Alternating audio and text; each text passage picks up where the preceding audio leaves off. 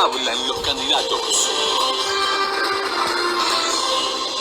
Este jueves y todos los jueves, el doctor Gustavo Salle y el doctor Enrique Viana. Radio Nacional. Siempre contigo.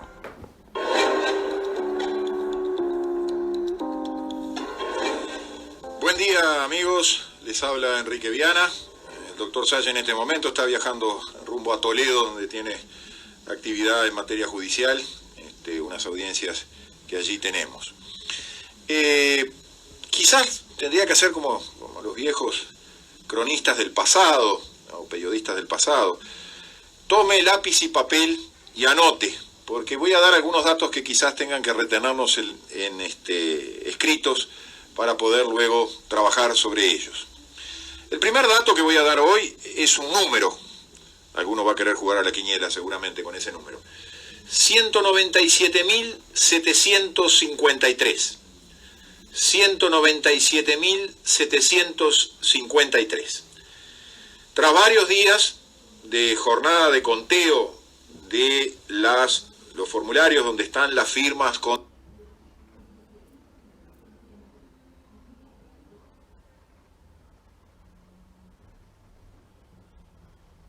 la bancarización obligatoria, esa gesta que iniciaron un conjunto de ciudadanos, que yo posteriormente me incorporé a la misma, pero yo soy más bien un recién llegado, pero un conjunto de ciudadanos, entre otros encabezados por el doctor Gustavo Salle, pero tantísimos otros, sería injusto mencionar algunos y dejar afuera a otros.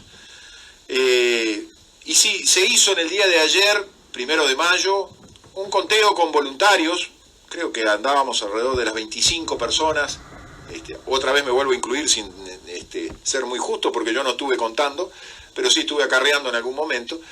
Y se hizo un conteo preciso, hoja por hoja, de todos los formularios, con todas las adhesiones de la ciudadanía para promover esta iniciativa, esta forma de democracia directa. Hay que llevar el conjunto de firmas en su momento a la Asamblea General para luego ser remitida a la Corte Electoral, para luego participar de una instancia plebiscitaria que pretendemos que sea en las elecciones municipales de mayo. Este número que yo les decía, 197.753, con un conteo preciso, exacto, descartando incluso algunas papeletas que tenían algunas dificultades, que veremos si podemos solucionar, que le faltaban el número de credencial, la serie, en fin. Este número 197.753 es lo que se lleva contado hasta el día de ayer. Ya les puedo decir que hoy ya estamos en las 198.000, porque hoy acaban de llegar al estudio en Ciudadela 1258, apartamento 301, que es el lugar de centralización del conteo. Acaban de llegar un conjunto importante que yo ya pienso que estamos superando las 198.000. Tenemos que juntar 100.000 más, y voy a explicar un poquito por qué tenemos que juntar 100.000 más. Tenemos que llegar a las 300.000, cosa de evitar todo tipo de descarte que obviamente la Corte Electoral va a tener que hacer en el conteo propio que realice. Y así estar a salvo de poder presentar, que esta reforma se presente, como les reitero, en mayo del año que viene, del 2020, ocasión en la cual se realizarán las elecciones departamentales, las elecciones para las autoridades municipales.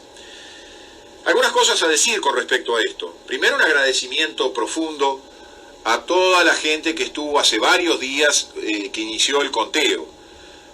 Distintas personas que iban acercándose y estuvieron varias horas en los días anteriores realizando los primeros conteos, porque no solo eran conteos, sino que además suponía la clasificación, el enfarde del cada mil papeletas, toda una tarea muy compleja que demanda y lleva mucho tiempo y mucho esfuerzo.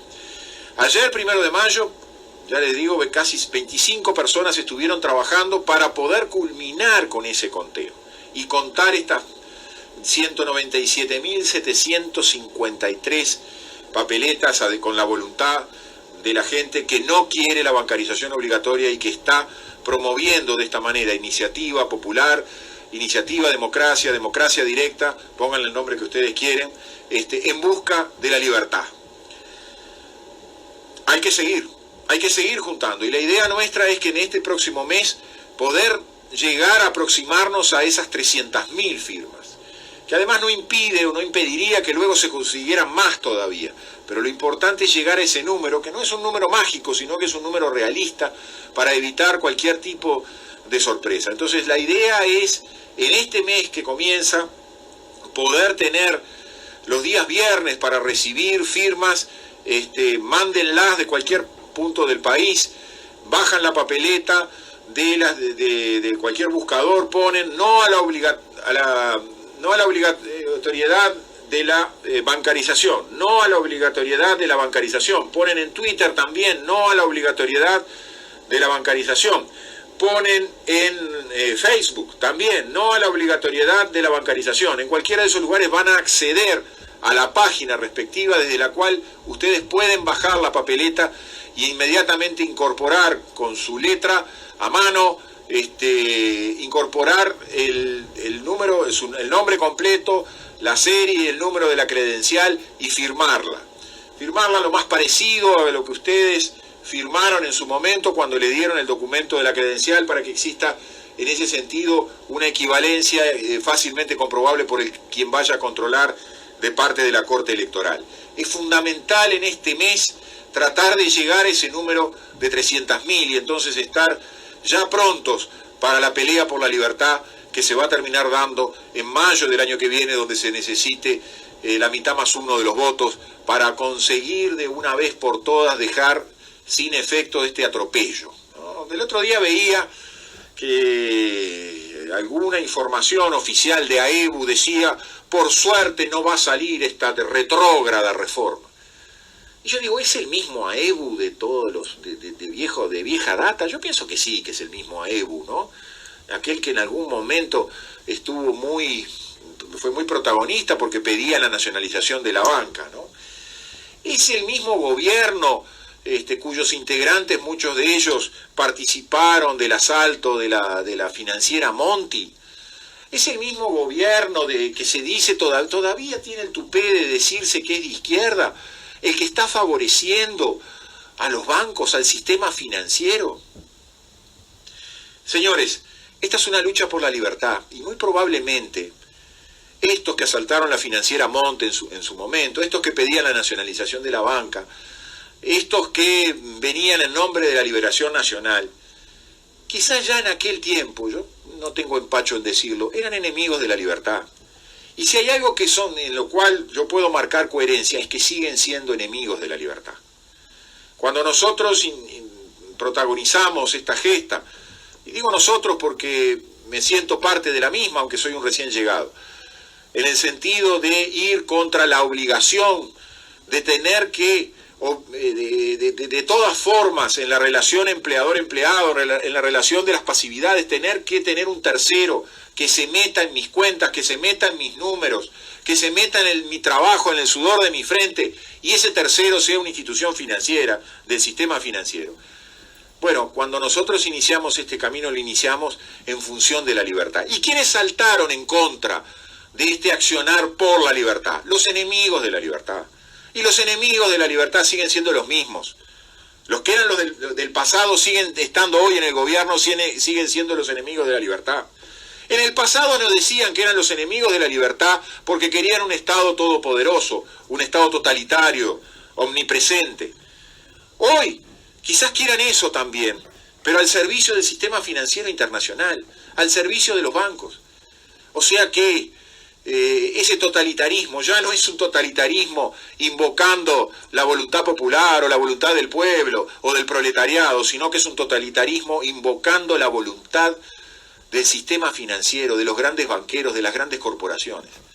Una vergüenza, realmente una vergüenza, que el acto del PIT-CNT de ayer hable contra el neoliberalismo y que al mismo tiempo el PIT-CNT con AEBU a la cabeza, con las excepciones que conocemos de algunos integrantes de AEBU que no están de acuerdo, pero que orgánicamente esté a favor diciendo que esto es retrógrado, que pelear por la libertad es retrógrado. Sí, por supuesto, para los enemigos de la libertad, pelear por la libertad es retrógrado, y los entendemos muy bien. El otro día, hace unas horas, me contaban de que, creo que por Paysandú, anduvo el presidente del directorio del Banco República, el señor Polgar, y anduvo haciendo argumentaciones, de esas argumentaciones que ya a esta altura yo creo que se desvanecen solas por mentiras demasiado evidentes, ¿no? Ahora ya no hablan más de que esto de la obligación de la bancarización es por la seguridad, porque a partir de que salió la ley en su momento, la inseguridad ha seguido increciendo, ha seguido aumentando día a día. Y entonces aquella sentencia de la Corte que dijo que la ley era constitucional porque lo que se protegía era el interés general a la seguridad pública, también se desvaneció y también cae por mentirosa. Resulta que la criminalidad aumenta y por algo muy obvio. No es en función de que tengamos una moneda en el bolsillo que nos van a robar. Ahora nos van a robar, pero de otra manera nos van a secuestrar, que es peor que robar, ¿no? El Código Penal se encarga de decir lo que es peor porque tiene penas más altas. Nos van a secuestrar y nos van a llevar a un cajero, un secuestro express. Y nos van a poner una pistola en la 100 para que usemos la tarjeta. Así que no nos vengan con el cuento de la seguridad, ya no lo usan más, ¿eh? Al cuento de la seguridad ya no lo usan más. Ahora salen con la formalidad o la informalidad, de que esto va a evitar la informalidad, que todos vamos a estar en el gran hermano y que todos vamos a estar controladitos por la DGI y de esa manera no vamos a poder esconder el dinero. Pero resulta que la informalidad a partir de la ley aumentó. ¿Y por qué la informalidad aumentó a partir de la ley? Porque estamos en un país en default. Estamos en un país en quiebra. Nos gusta mirar a la Argentina y mirar la televisión argentina para ver cuándo los argentinos van a entrar en quiebra. Y no nos damos cuenta que estamos igual, que estamos endeudados, absolutamente endeudados, que vivimos de préstamos, en la calecita de los préstamos, que aumenta la desocupación. Claro, si me contás el sueldo del Mides, me trampeás el número de la desocupación. Estamos en un país en quiebra, estamos en un país con una deuda externa monumental. Y no estamos en la Argentina que tiene las riquezas que tiene la Argentina o en el Brasil. Estamos en el Uruguay, en un país pobre, en el paisito. Pero resulta que el paisito lo usaron como tubo de ensayo. Y somos ratones de laboratorio. Y entonces experimentan, como no ha ocurrido en ninguna otra parte del mundo, con la bancarización obligatoria. Trabajando el gobierno y el PIT-CNT a favor del proletariado, en nombre de la bandera de izquierda. No, trabajando para las instituciones financieras. Otro de los argumentos que se utilizan es que para evitar el lavado. Todos sabemos que hoy el lavado del dinero se hace a través del sistema financiero. Quizás sea para darle el monopolio del lavado definitivamente al sistema financiero que nos quieren obligar a la bancarización. Para que el lavado solo lo tengan los bancos. Para que el lavado del narcotráfico solo lo tengan los bancos, para que el lavado de la venta de armas solo lo tengan los bancos, para que el lavado de la criminalidad en general, de la corrupción de los políticos, solo lo tengan los bancos. Pero eso es a favor del proletariado, eso es a favor del pueblo. Otro de los argumentos, el más risueño a mi juicio, ¿no?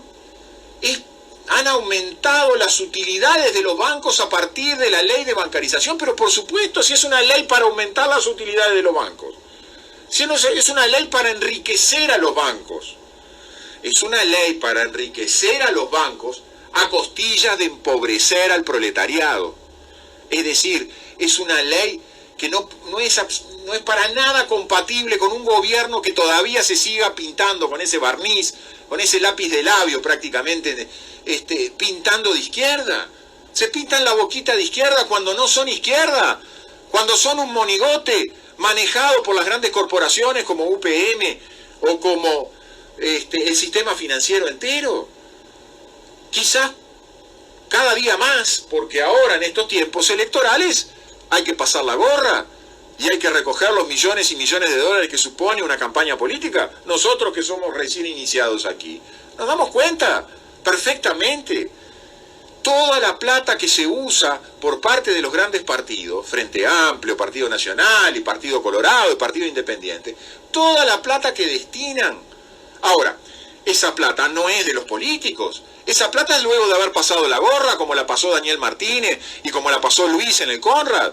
Esa plata es de los que van a ADM y ponen cada uno la moneda. Ahora, ¿Ustedes creen que los del Conrad, los empresarios que van al Conrad, o los empresarios que van a ADM, entre otros tantísimos, UPM, Montes del Plata, Aratirí en su momento, ¿ustedes creen que ponen la moneda porque son generosos, porque son filántropos?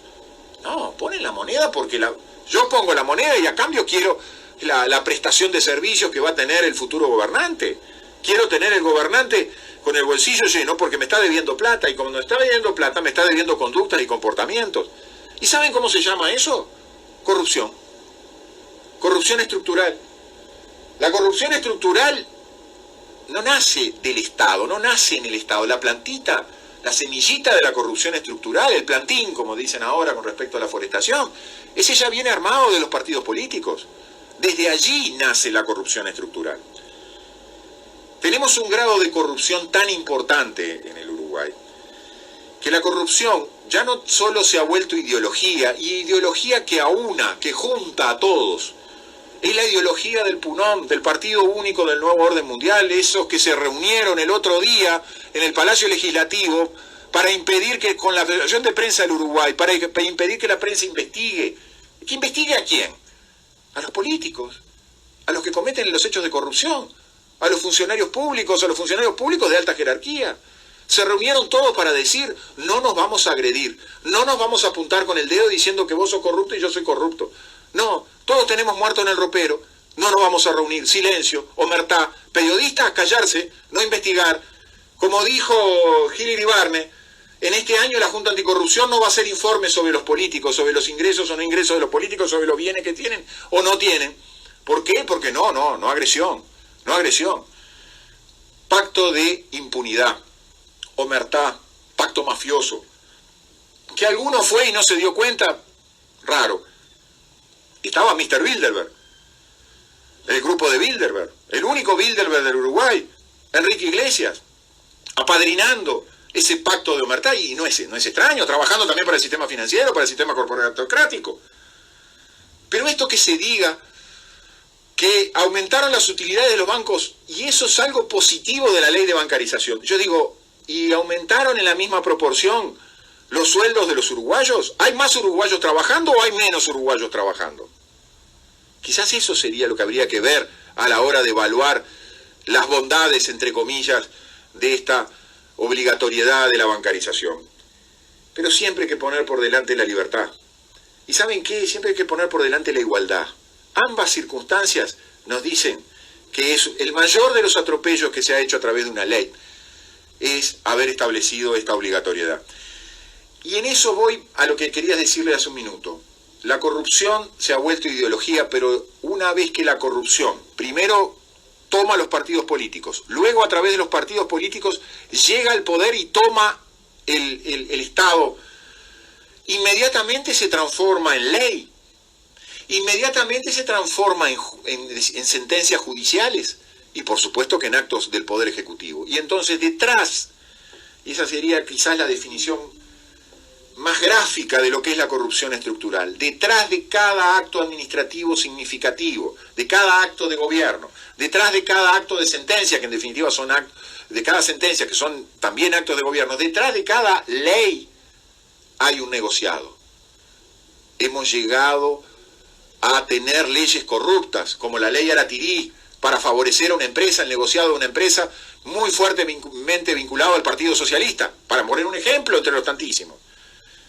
Hemos tenido una ley como un conjunto de leyes como el nuevo Código del Proceso Penal y las leyes de Fiscalía. ¿Para qué? ¿Para dar qué? Para dar aquello que decía Jabrán. El poder es impunidad.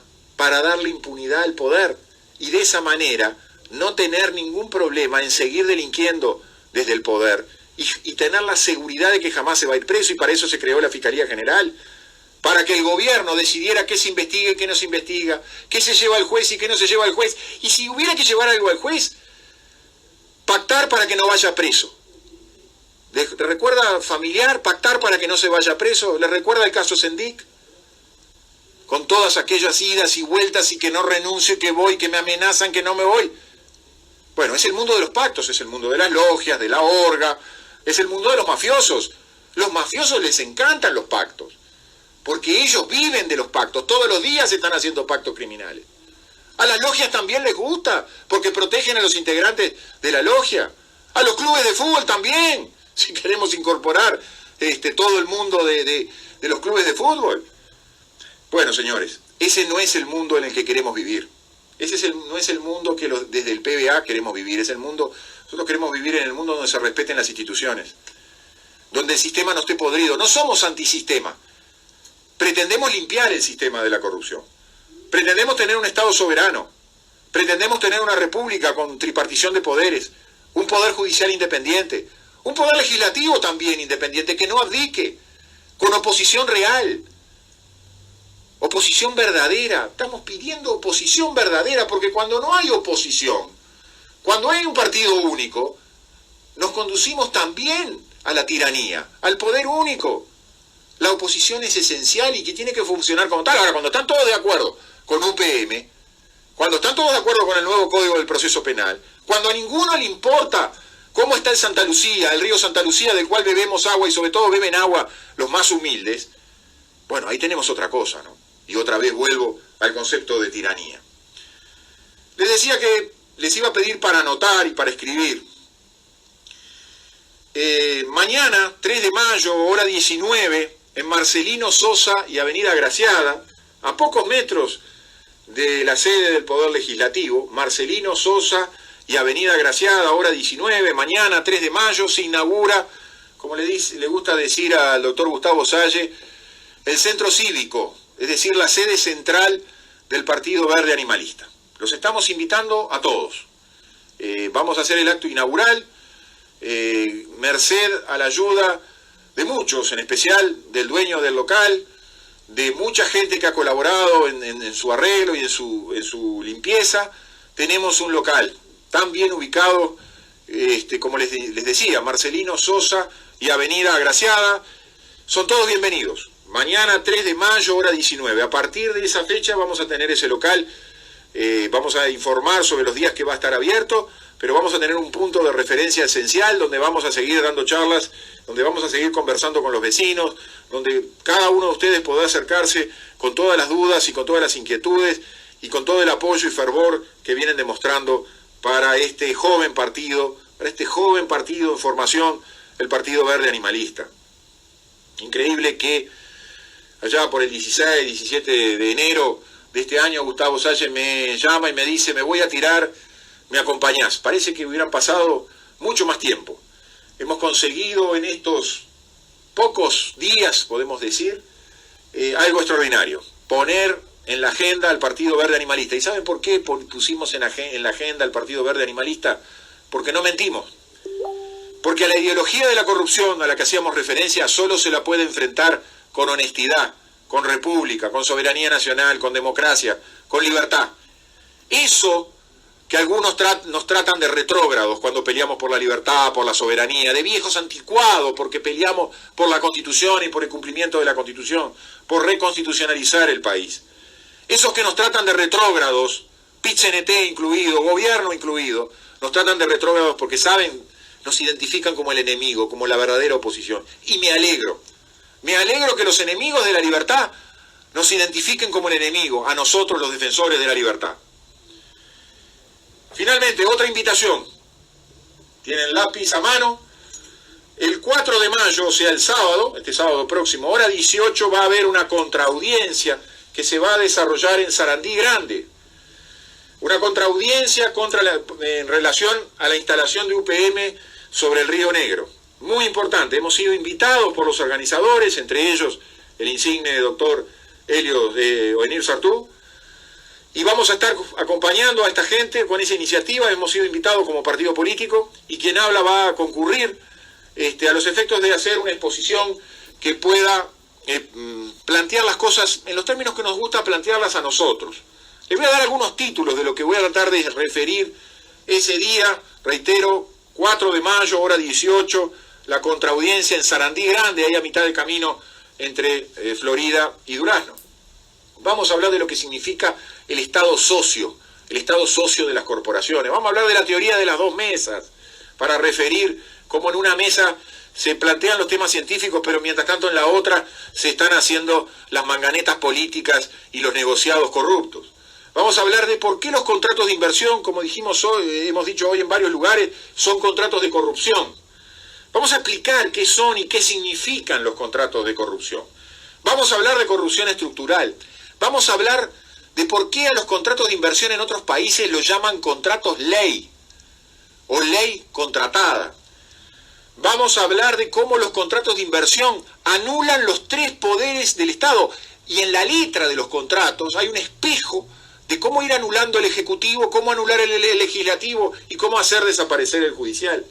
Vamos a hablar del síndrome de Chapman y Chirolita, cómo somos un acto de ventriloquia, cómo nos convierten nuestros gobernantes al vendernos a las corporaciones, al regalarnos a las corporaciones en meros títeres. Vamos a hablar de neofeudalismo y vamos a hablar de por qué llamamos a estos contratos criminales. ¿Por qué hablamos, como hablaron en su momento Mujica y Tabaré Vázquez, de la presión chantajista de los monstruos cuando hablaron con respecto a Philip Morris? Pero resulta que no se acordaron que firmaron todos estos contratos para darle la presión chantajista de los monstruos a Montes del Plata, a Aratirí y a UPM. Hasta aquí llegamos, amigos. Ha sido un placer. Recuerden las invitaciones que les he hecho. Recuerden bajar los formularios o venirnos a pedir. Tenemos formularios en el estudio. Ciudadela 1258, apartamento 301, en la portería también van a encontrar en el horario de la tarde. Hay que llegar a las 300.000 firmas, nos faltan 100.000, las tenemos que conseguir en este mes próximo, para luego estar libres de poder seguir peleando por la libertad. Muchas gracias. A las 12 del mediodía, en la 30, hablan los candidatos. Este jueves y todos los jueves, el doctor Gustavo Salle y el doctor Enrique Viana. Radio Nacional, siempre contigo.